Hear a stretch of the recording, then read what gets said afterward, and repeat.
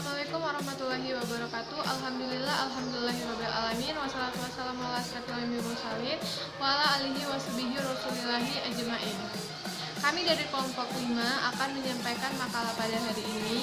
Saya Enggi Permatasari bersama rekan saya Rimba Darmanda S.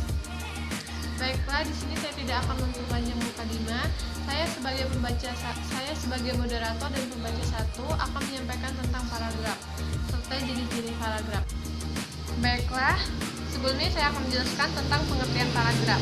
Nah, paragraf adalah seperangkat atau sekelompok kalimat yang tersusun dari beberapa kalimat pokok dan beberapa kalimat penjelas. Nah, yang pertama ada paragraf narasi. Paragraf narasi adalah suatu paragraf yang menceritakan suatu kejadian atau suatu peristiwa berdasarkan dengan urutan waktu.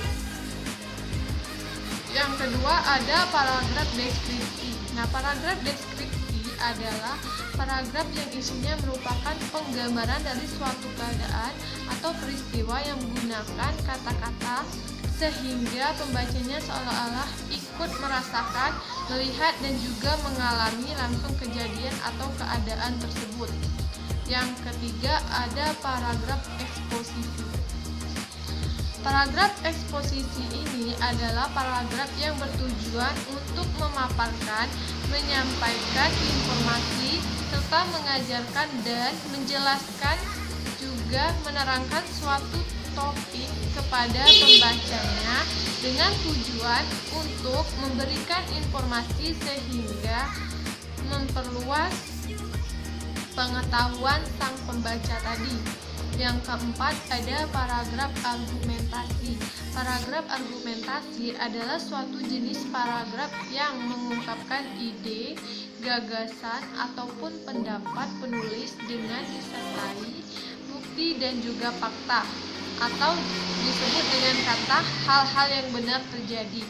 Yang kelima ada paragraf persuasi. Nah, paragraf persuasi ini adalah suatu bentuk atau jenis paragraf dengan karangan yang mempunyai tujuan membujuk pembaca supaya ingin berbuat sesuatu sesuai dengan keinginan penulisnya. Terima kasih. Baik, Assalamualaikum warahmatullahi wabarakatuh. Sebelumnya saya ucapkan terima kasih kepada moderator. Baik, saya Rimba Darmanda S akan melanjutkan hasil presentasi kami, yaitu baik C. Persyaratan paragraf. 1. Kesatuan. Kesatuan paragraf ialah semua kalimat yang membangun paragraf secara bersama-sama menyatakan hal satu atau tema tertentu. 2. Kepaduan ialah kelompok hubungan antara satu kalimat yang lain yang membentuk satu paragraf. Kepaduan yang baik, tetapi apabila hubungan timbal balik antara kalimat yang membangun paragraf itu baik, wajar, dan mudah. 3. Kelengkapan ialah suatu paragraf yang berisi kalimat penjelas yang cukup untuk menunjukkan kalimat topik.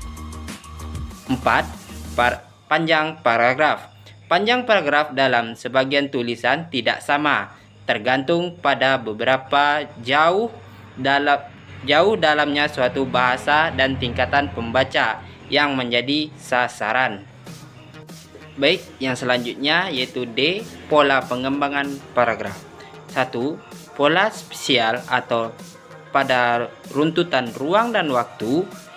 Pola spesial adalah pola pengembangan paragraf yang didasarkan pada ruang dan waktu.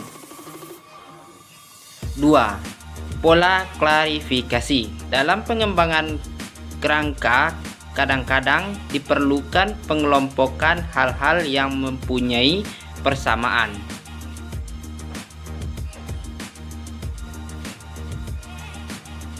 3. Pola susunan sebab akibat.